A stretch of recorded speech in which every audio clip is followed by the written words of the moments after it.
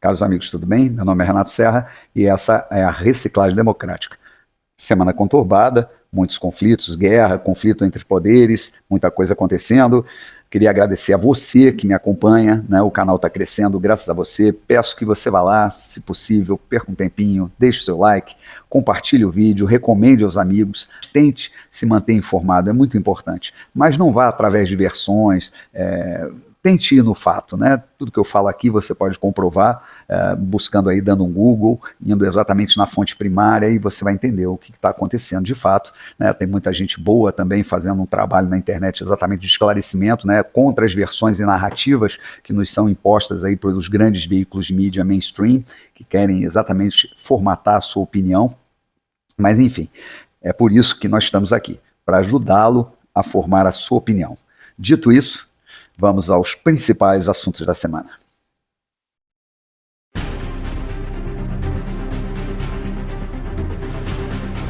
E a semana começou com notícias ultramarinas lá da Europa, mais especificamente da França, onde ocorreu aquele encontro, aquele congresso esfera, com a participação ali do nosso iluministro do Supremo Tribunal Federal, hoje presidente, né, que foi inclusive ali numa conversa com Macron, presidente da França, disse agora, né, eu reconheço aqui o presidente, o verdadeiro presidente do país, do Brasil e tal, e Barroso ficou ali todo de peito estufado, afinal de contas, né, na sua posse na presidência do Supremo Tribunal Federal, ele apresentou ali um plano de governo do tribunal, então ele sim se sente presidente, né? Então ele ficou muito envaidecido. Eu entenderia até esse elogio se tivesse vindo algum primeiro-ministro da Inglaterra, algum representante daquele governo, afinal de contas os ingleses têm um humor ali sofisticado, bastante sutil, mas no caso do presidente da França, eu tenho as minhas dúvidas, talvez ele tenha falado sério, e nada mais natural na democracia relativa do que um presidente sem o voto popular. Enfim, Barroso mostra ali toda a sua vocação de pavão, ou até daria um conselho ao ministro, ele não precisa nem voltar mais para o Brasil, afinal de contas a gente tem a internet, né, ele pode fazer o seu trabalho, né, online, né, via satélite e tal, não tem que ter a insatisfação de pisar no país mais, né, ter que ver essas pessoas grosseiras, a qual ele não tem a menor afinidade, afinal de contas ele pode se desconectar da realidade, morando lá no Champs-Élysées, que vai caber muito mais naquele perfil elegante, né, do nosso ministro. Bom, a conversa ali acabou que o nosso presidente do Congresso, presidente do Senado, o senador Rodrigo Pacheco, bateu de frente, né, e botou ali durante o evento a sua preocupação exatamente com a escalada de autoritarismo e de interferência do Supremo Tribunal Federal exatamente dentro das instituições, nas outras instituições, né, do Legislativo e do Executivo. E que o Congresso está estudando uma forma de reequilibrar esses poderes, né, que é exatamente o caminho certo dentro de uma democracia. Né? É ali no parlamento que se discute exatamente como vai fazer esse equilíbrio.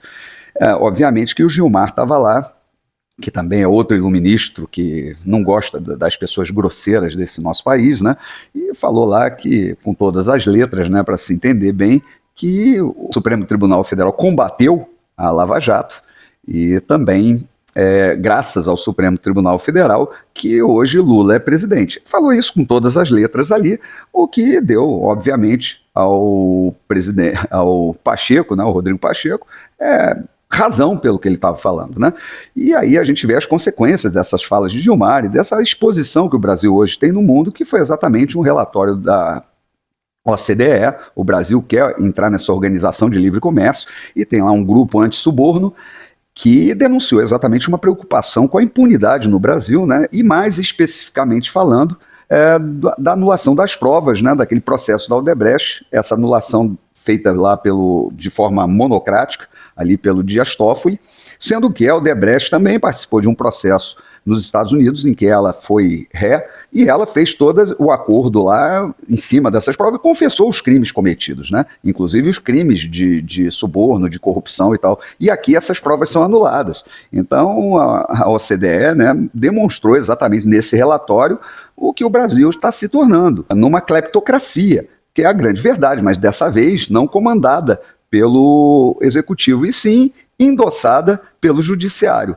É muito complicado, não sei como é que a gente vai resolver isso, mas existe um caminho apresentado ali pelo Pacheco, que retornou para o Brasil, já reuniu o Congresso Nacional exatamente para falar de uma PEC que está sendo encaminhada, que já passou pelas comissões do Senado, foi aprovada, né, foi muito criticada, inclusive, pela mídia, dizendo uma aprovação relâmpago. Na verdade, aquilo estava já sendo discutido e gestionado ali dentro, que é exatamente para dar um freio, principalmente às decisões monocráticas de ministros, quando dizem respeito a matérias aprovadas no Congresso, né, e atos do Executivo, que é fundamental. Não pode simplesmente uma lei que foi feita lá por 540 deputados, vem um ministro e diz que ela não vale. Quer dizer, não pode, tem que pelo menos passar por uma plenária, no mínimo, né?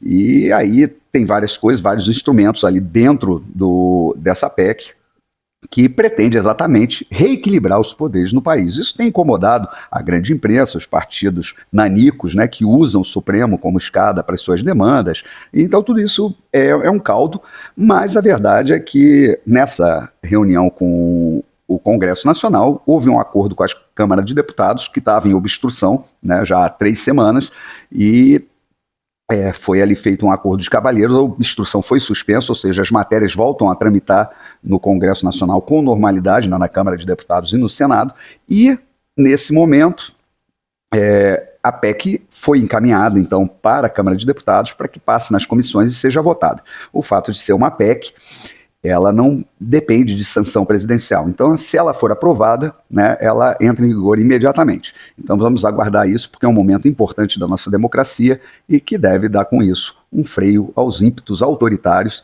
e a essa distorção, né, que o nosso Supremo Tribunal Federal chegou.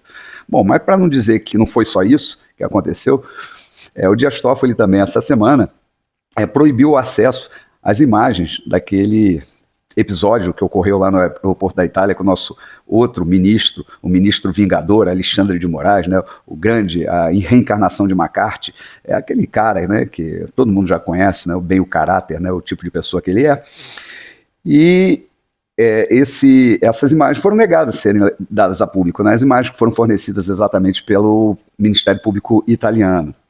Então, sobre o pretexto, né, a alegação que ali tem pessoas naquele lobby que não tem nada a ver com aquilo, que poderiam ser identificadas, que não podem ser envolvidas, como não se houvesse tecnologia hoje para você embaralhar rostos, né, em imagem. Quer dizer, isso não existe de forma alguma, quer dizer, tem que exatamente ocultar esse vídeo do grande público, afinal de contas não pode contradizer a grande rede de informação do país, que colocou lá um storyboard, né, botando o filho adolescente do ministro Alexandre de Moraes tomando um tapa na cara, o óculos voando, né, aquela coisa que é o órgão de publicidade oficial, né, do sistema. Então, como é que se botar um vídeo desse vai contradizer esse órgão, né, que sempre gostou de uma ditadura, né? Ele só trocou a militar agora pelo do judiciário, que ela apoia muito bem, afinal de contas tem muitos interesses ali dentro, interesses bilionários. Bom, enfim, foi mais uma dessas coisas que acontece na terra tupiniquense, né, da nossa justiça tupiniquim, enfim. Mas falando em terras tupiniquenses, né, nós temos aí também essa semana o fechamento daquela CPMI, dos atos 8 de janeiro, nada surpreendente, um relatório já, na minha opinião, feito lá no início, né, não precisava, nada do que foi aparecendo, né, durante a investigação, né, durante a análise das coisas, foi colocado no relatório. Ele foi uma historinha, né, exatamente uma história com E, né, construída ali para indiciar o ex-presidente, os seus ministros militares, exatamente para causar constrangimento, né, para dar a narrativa à nossa agência de publicidade do governo, né, oficial, né, que é a Rede Globo, né, dar essa narrativa toda para eles poderem lá com seus comentaristas da Globo News falar um monte de besteira, né, abobrinha nunca vi. É incrível realmente o nível, vamos dizer assim, de comprometimento ideológico, né, e partidário dessa imprensa, né, ela não consegue ser mais imparcial, impressionante. Enfim, o relatório paralelo me pareceu muito melhor, né, muito mais construído, foi construído ali com fatos, com coisas que foram percebidas e tal, omite algumas coisas, mas bem diferente do relatório oficial, que omite tudo e simplesmente cria uma história de ficção. Para mim, eu acredito que ele cumpriu já o seu papel, que era exatamente construir essa narrativa. Ele não tem efetividade nenhuma, né? Esse relatório vai ter o mesmo destino daquele relatório da CPI lá da Covid, né? Que indiciou o presidente em 7 ou 8 crimes e acabou todos caindo. Ali a oposição na época, né? Que liderada pelo senador Randolfo Rodrigues, foi levar lá no Tribunal de Haia o relatório, né? O Tribunal Internacional, aquele que o Lula diz que desconhece, né? Que o PT desconhece. E foi recusado, né? Aquele relatório que não deu em nada, que não teve crime nenhum. Inclusive a OMS, na ocasião, né, muito próximo ao fim ali da CPMI, ainda elogiou a atuação do Brasil durante a pandemia, né? Com o fornecimento de vacinas, né, com a rapidez que foi feito todo o processo de trabalho aqui dentro, exatamente para combate aquele mal. Enfim, mas as construções narrativas são assim mesmo, né?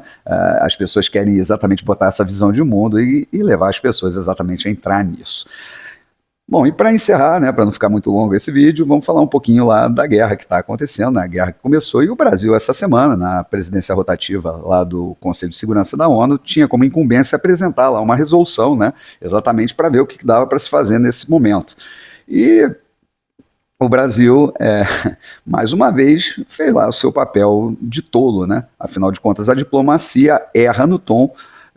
Deixaram, obviamente, os Estados Unidos com essa carga, né, que ele tem o poder de veto, junto com mais 4 países, França, Inglaterra, Rússia e China, que tem lá dentro do Conselho dos 12 o poder de veto, e vetou a resolução que, obviamente, pediu um cessar-fogo no momento em que a guerra está acontecendo ali, que não tem a menor possibilidade de um cessar-fogo. Afinal de contas, Israel está preparando uma incursão por terra para caçar exatamente, né, um a um, esses terroristas bárbaros do Hamas. E está acontecendo lá uma ação de artilharia, ao mesmo tempo a faixa de Gaza mantém os seus ataques ali de mísseis, de foguetes dentro do território israelense. Quer dizer, a guerra está quente, não tem como ter um cessar-fogo. Israel agiu muito bem, inclusive tentando minimizar as baixas da população civil, né, diferentemente do Hamas, pediu que a população se deslocasse para sul. Nesse deslocamento, um dos líderes do Hamas se misturou ali com os refugiados e foi morto. Quer dizer, então Israel está sim utilizando da inteligência, né, quando pode, quando não dá para usar da inteligência é a força bruta mesmo, mas sempre com o cuidado, sempre tentando fazer uma guerra mais cirúrgica, né, diminuindo o número de baixas. A gente vê claramente assim uma imprensa antissemita, né, e que acusa Israel de genocídio, uma coisa assim absurda, né, sendo que Israel, você tem lá árabes, muçulmanos, judeus, cristãos que convivem ali. Jerusalém é uma capital multirreligiosa, né? Tem lá as mesquitas, tem as sinagogas, tem as igrejas, as pessoas professam livremente sua fé. É diferente do que preconiza o Hamas, que faz parte dessa ideia de Estado Islâmico, né? Que inclusive quer impor na região ali a religião muçulmana e a aplicação da Sharia como lei, né? Vamos dizer assim, lei social de Estado, né? Maomé meio confunde ali, a religião islâmica ela está muito ligada às ações, vamos dizer, de fé com as ações de Estado, né? A coisa ali se mistura, não existe o Estado laico, e quem não segue a religião muçulmana é um infiel e deve ser abatido, né? Afinal de contas, ou você se converte ou você é morto, morte aos infiéis. Esse é o lema, vamos dizer assim, dessas organizações islâmicas radicais, que não é a maioria da população islâmica, sem dúvida nenhuma.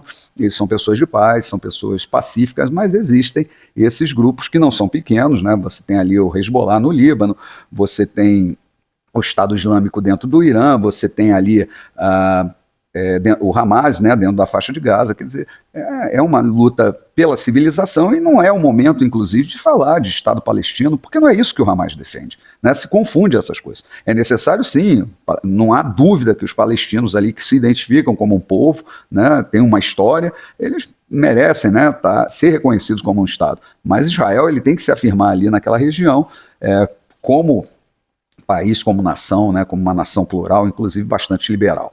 E, bom, aconteceu, né, que dentro desse processo narrativo e antissemita, houve ali um fato essa semana de um míssil, né, que caiu ali, um foguete que caiu dentro da faixa de Gaza, perto de um hospital, no estacionamento de um hospital. A onda de choque muito provavelmente explodiu, porque eu vi a explosão lá e subiu uma bola de fogo e tal, coisa que não é característica desse tipo de armamento, mas enfim, tinha um paiol dentro do hospital, e a onda de choque do míssil detonou, né, os explosivos que estavam lá e, obviamente, tiveram ali centenas de vítimas. O Hamas inflou, inclusive, essas vítimas porque aproveitou o caso exatamente para levar a comunidade internacional contra Israel. Acontece que hoje, com monitoramento de satélite, monitoramento de rádio, tudo isso, todas as evidências e tal, levam os fatos ali apontam que esse foguete foi disparado, inclusive, por uma por um grupamento do Estado Islâmico que está dando apoio ao Hamas, que estava ali num cemitério próximo